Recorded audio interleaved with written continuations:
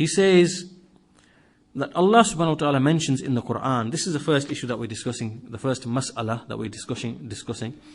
So he says, Allah mentions in the Quran, وَاللَّهُ أَخْرَجَكُم مِّن بُطُونِ أُمَّهَاتِكُمْ لَا تَعْلَمُونَ شَيْئًا وَجَعَلَ لَكُمُ السَّمْعَ وَالْأَبْصَارَ وَالْأَفْئِدَةَ لَعَلَّكُمْ تَشْكُرُونَ.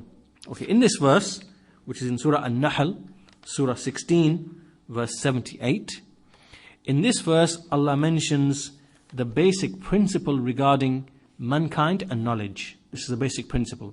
So in this verse, Allah says, Allah brought you out from the wombs of your mothers. Allah brought you out from the wombs of your mothers whilst you did not know anything. And then He made for you the faculties of hearing and seeing and feeling and understanding. Al-af'idah, meaning the faculty of understanding and feeling. لَعَلَّكُمْ تَشْكُرُونَ, in order that you may be grateful. So now this verse establishes the basic foundation in terms of knowledge.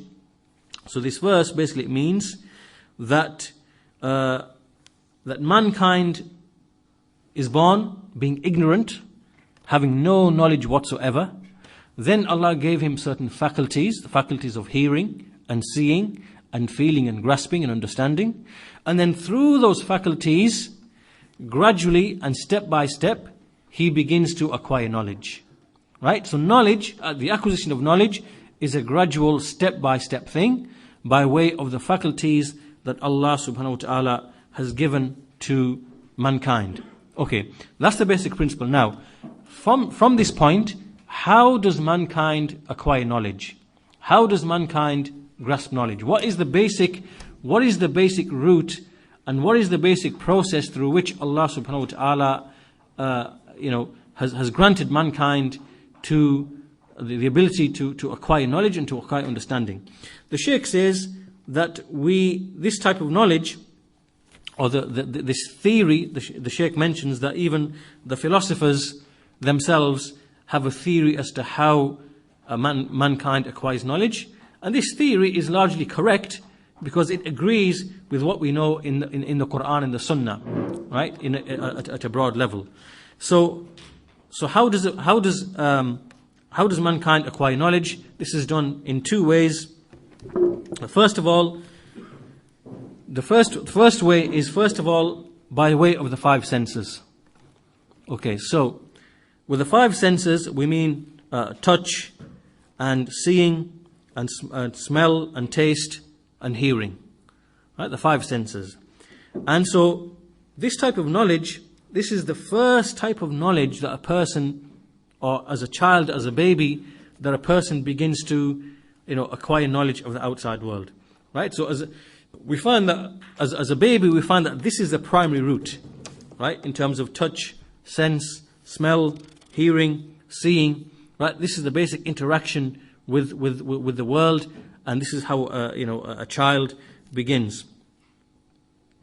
The second level now is once these five senses, a person interacts with what is around him with these five, through these five senses, and the sense of touch and smell and hearing and seeing and taste, then we see that the aql, right, it now comes into play, and the aql now begins to make comparisons about what it's felt and touched and heard and smelt and tasted. It now starts analogizing, and it starts to compare, as a result of which what we call fahm. Fahm begins to, or aql, it begins to accrue in the person's mind. It begins to develop and grow in the person's mind. And so we find from this that the second one, the fahm and the aql, is based upon the first one. Right? Is based upon the first one.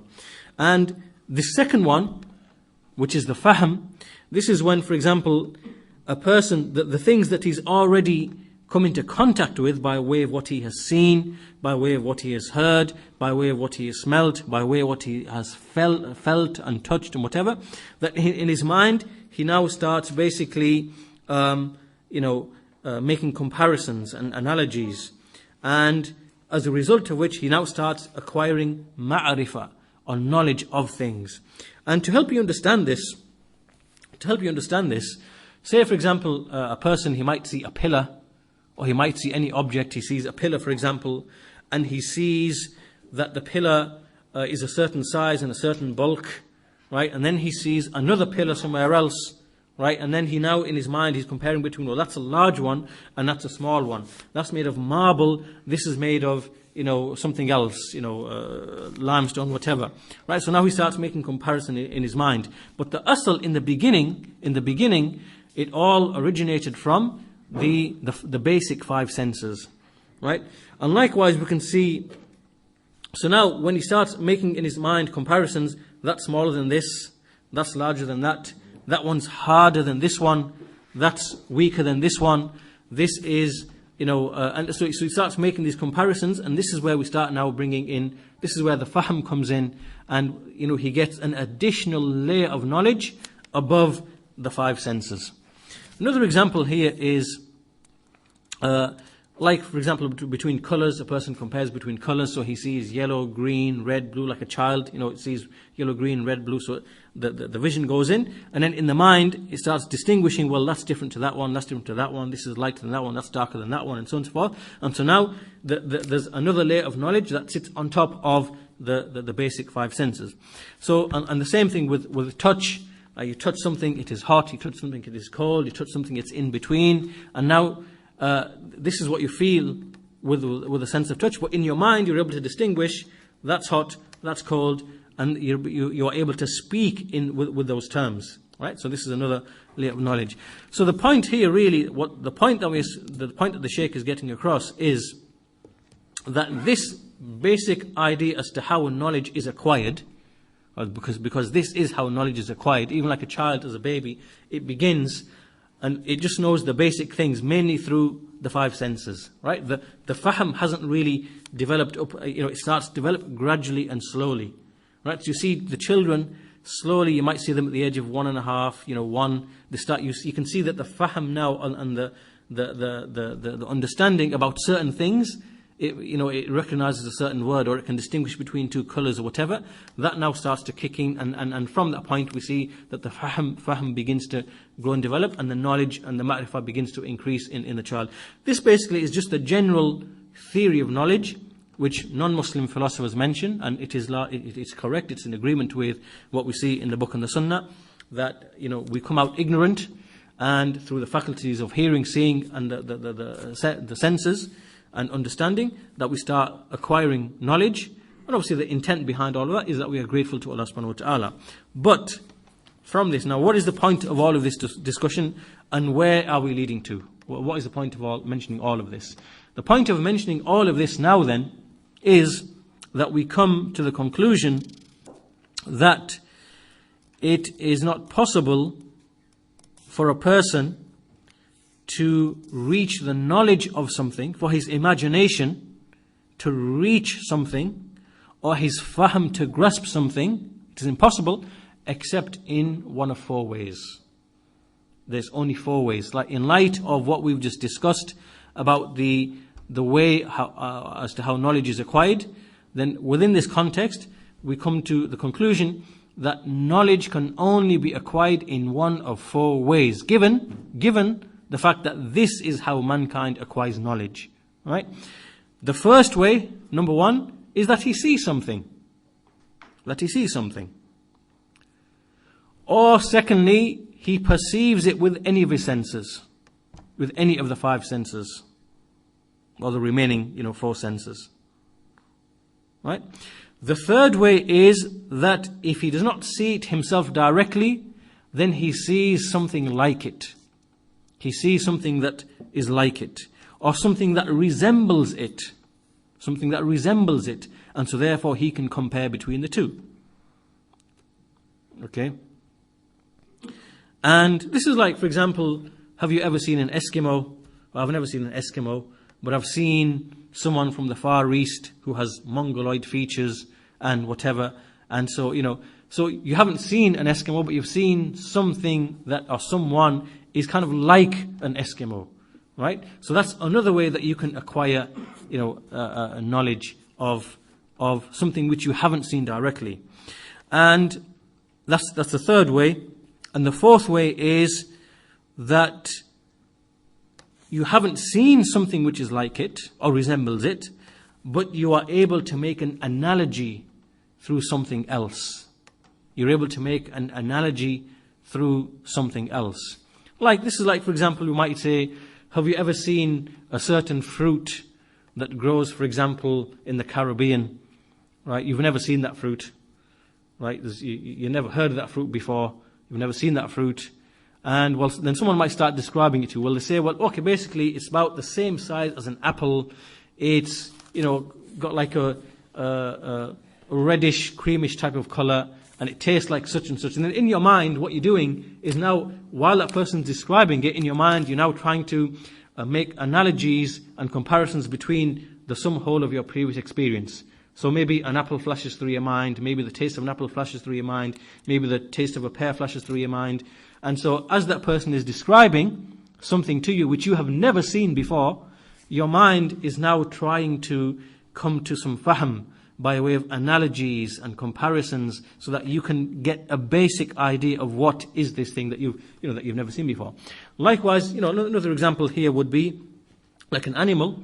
Maybe there's a type of animal that you've never heard of before, you've never seen before, maybe a type of fish that you've never heard of before, never seen before, and then so someone starts describing it to you.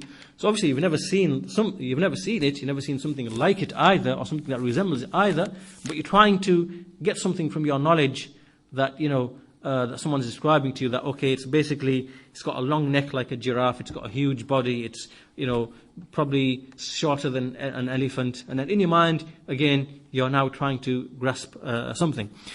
So the point here then is, knowledge can only be acquired by any one of these four ways. Okay. And so just to summarize then, number one, you've either got to see it.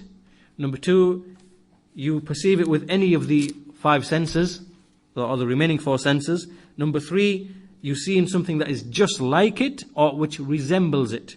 Or number four, you've never seen anything which is like it or resembles it, but you make analogies in your mind through something else which you have seen and which you do have knowledge of. Okay, so now that we've established this, as it relates to Allah subhanahu wa ta'ala, has anybody seen Allah subhanahu wa ta'ala? No. Okay, so the first route is denied. The first route to knowledge of Allah is denied. Has anyone perceived Allah with any of the senses? No. So the second route is now denied for Allah subhanahu wa ta'ala. Is there a likeness or a resemblance to Allah? Does anybody exist? Of course not. There is nothing which resembles Allah, nothing which is like Allah subhanahu wa ta'ala. So the third route to knowledge is also denied. And the fourth route to knowledge, can analogies be made for Allah subhanahu wa ta'ala? For Him, with what is in the creation? And the answer is no. No.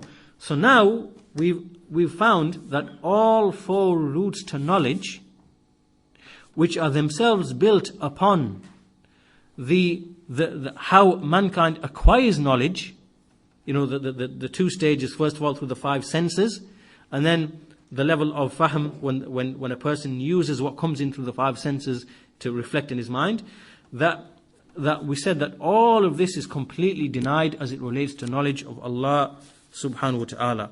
So it means that the ma'rifah, the knowledge of Allah subhanahu wa ta'ala, is completely out of the scope of mankind through these particular ways, through these four ways. And for that reason, for this very reason, Allah subhanahu wa ta'ala, He sent the messengers. He sent the messengers to explain to mankind the attributes of their Lord, the attributes of their Creator, because He has never been seen, He has never been perceived by any of the senses, there's never been seen anything which is like Him, because there is anything which is like Him or which resembles Him, and nor can any analogy be made for Him from anything else. Therefore, Allah sent the messengers. Allah sent the messengers, He revealed the books, and this is what is meant then. This therefore is an explanation of this statement of Imam al-Tahawi, لا تبلغه الأوهام ولا تدركه الأفهام, that the wahm, that the awham, the imagination, cannot reach him, and nor can the understandings can they grasp him. And this shows then that this is the first issue that we wanted to raise. And the second issue that we are going to raise is that the difference between al-awham and al-afham. Al-awham and al-afham. Al-awham, the singular is al-wahm. Al-wahm. And al-afham, the singular is al-fahm. Al-fahm. Wahm is imagination. Is imagination. This goes back to something that a person just imagines in his mind. He pictures in his mind. Okay, you picture something in your mind. This is something different to fahm. Fahm is something you understand, you come to understand in your mind. Okay? So the wahm goes back to khiyal. Khiyal is to picture something in your mind. Right? That's wahm. Right? So this is denied for Allah subhanahu wa ta'ala. And as for the fahm, what do we mean by fahm? What do we mean to understand something? What do we mean by that? When we understand something, it means that in our minds we have made an analogy for it and we've compared it to something else. This is what it means to understand. Right? So the point we're making here is that these are two different things. The wahm is to picture something in the mind, and the fahm is to grasp and understand something in the mind. They are two separate things. And so here, both of these things have been denied, and both of these things are being referred to in the statement of Allah subhanahu wa ta'ala when He said, لا تدركه الأبصار وهو يدرك الأبصار. Right? That the visions cannot grasp Him, but He is the one who grasps all visions. And as we said before, the word al-absar, it has two meanings here. It has the meaning of not seeing Allah subhanahu wa ta'ala with the vision of the eyes, but it also has the meaning of not grasping Allah subhanahu wa ta'ala with the understanding, with the fahm. Right? So it's both wahm and it's both fahm. Now these are denied with respect to Allah subhanahu wa ta'ala. And so therefore, the Shaykh says that al-wahm is cut off and al-fahm is cut off. And this is why some of the Salaf, they used to say, مَا خَطَرَ بِبَالِكَ فَاللَّهُ بِخِلَافِ ذَلِكَ. Whatever occurs in your mind of any thought or idea or imagination, then indeed Allah is different to that. This is what the Salaf used to say. Right? And this is because, as we've established now from what has preceded in this lesson, it is not possible for a person to imagine in his mind or to think of anything about Allah based upon the theory of the acquisition of knowledge. Meaning, in the manner that we described, how does he acquire knowledge as a child, being ignorant and then growing up, how does he acquire knowledge? That upon that basis, upon that method, it is impossible for a man to acquire that knowledge. That knowledge is impossible. And so therefore, this comes back down to this issue then, which is that this knowledge only comes from the messengers, only comes from the prophets and the messengers and the revealed books. And it shows that the mind and the intellect likewise, and the wahm, the imagination likewise, all of these are outside of the scope of providing knowledge about Allah subhanahu wa ta'ala. But obviously here is something that we need to just clarify, which we also mentioned in a previous lesson, which is, as we said, that sound reason can come to some knowledge of Allah subhanahu wa ta'ala. We're not saying that it is impossible to come to have some restricted type of knowledge about Allah, because we can, just through pure reason, come to know, for example, that Allah is living, that Allah has a wish, Allah has irada, that Allah has ilm. This is from reason that we know that Allah has ilm, and that Allah has qudra, Allah has power. These basic attributes, we can through reason, we can come to arrive at this type of knowledge at a very limited level. But in principle, knowledge of Allah subhanahu wa ta'ala cannot be grasped, cannot be comprehended, by way of the mind and the way and the fahm and the wahm and the aql and the way that we mentioned how mankind acquires knowledge. All of this is impossible. And so this really, this whole discussion really, where are we going with this discussion? What is the point of all of this discussion? What is the core point that we are making here? The core point here is the difference between the methodology of the Salaf with respect to how do they speak about Allah subhanahu wa ta'ala compared to the groups of innovation, compared to the Mu'attila, compared to those who deny Allah's names and attributes like the Jahmiyyah and the Mu'tazila and the Ash'ariyah and the Maturidiyah, and compared to the Mujassima, those who liken Allah to the creation, and those who liken Allah's attributes, the Mushabbiha, who liken Allah's attributes to the creation or resemble them to the creation, or who claim Allah is a body, like we have like other created things. Then obviously our speech about Allah is different to them, and this is based upon this whole discussion that we've had today, based upon this speech of Imam Tahawi, that it is impossible for mankind and the way how he acquires knowledge for him to comprehend Allah in knowledge, or even for him to learn about Allah's names and attributes in a detailed sense. And so this brings us to the end of this statement, لا تبلغه الأوهام ولا تدركه الأفهام. And as for the next statement, ولا يشبه الأنام, and he does not resemble the creation, then this again is a sentence which is very similar to the statement before, ولا شيء مثله. And about this, I refer you back to that discussion. And again, this meaning is straightforward, that there is nothing which resembles Allah in His essence, nor in His names, nor in His attributes, nor in His actions, and nothing from the creation resembles Him in that regard. Although, when we speak about resemblance, we are speaking about the resemblance in the reality of the affairs. We're not speaking about resemblance in meaning. If you remember, we already discussed in previous lessons that there is a certain degree of similarity in the meaning. And without that similarity and resemblance in meaning, then it would be impossible for us to have any knowledge of Allah subhanahu wa ta'ala. So anyone who denies the meanings, then he is basically denying any knowledge of Allah subhanahu wa ta'ala. He is depriving the hearts of coming to know Allah, coming to love Allah, coming to hope in Allah, coming to fear Allah. So when we say that nothing resembles Him, we are speaking here in two senses. Number one, in the reality of how the attribute is, the kayfiyya, the haqiqa, the reality and the how it is, and nothing resembles Allah's attributes in any of that. But as for the meaning, then there is to a certain degree a similarity in the meaning. Right? But as for the complete and perfect meaning, then again we do not grasp that. To give you an example, when we speak about Allah's knowledge, when we speak about our knowledge, right, there's a certain degree of shared meaning in that, where you can understand what knowledge is. You know what knowledge is, right? But then there's a higher level of the meaning, as in what is the meaning of knowledge in a complete and perfect sense as with Allah. We don't know what that is. We don't know what that is. We don't have that knowledge. But we know that there's a certain degree, there's a shared similarity in the meaning, and it's because of that we are able to know Allah and know about things in the unseen that we can't see. Like for example, the soul we have never seen, but we know that the soul can speak and it can hear, and we know that the soul it has a smell as well. But do we understand how that is? Do we know how that is? We don't even know what the soul is made of. What is the substance? We don't know that. If we don't know that, then how does it have attributes? How can it speak?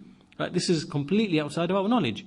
If this is the case for a created thing, which is the soul, then how much more so for Allah subhanahu wa ta'ala? And what we mean here is that Allah is indeed described with meanings which have a degree of resemblance to the meanings we have in the creation. But as for the reality of how those meanings or those attributes exist with Him, then Allah knows best.